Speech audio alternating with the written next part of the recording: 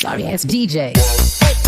Shout out po mga palaboy. Andito na naman po ulit si Palaboy sa kalsada kung saan inutusan ng amo na maghatid na naman ng pinapahatid. Ganito po ang buhay ng driver.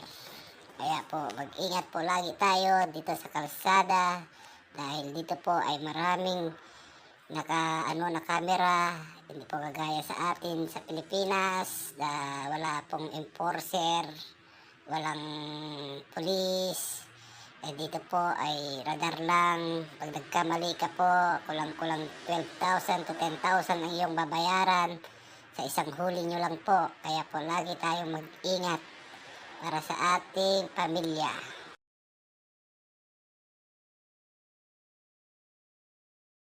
At saka po may dito dump truck na overload. Joke lang po, yan po ay mga basura po ang sinasakay nila, kinokolekta po nila ang mga basura. Into the mouth. Nice.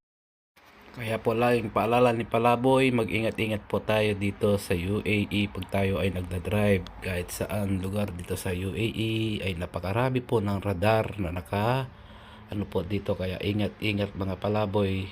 Salamat, God bless.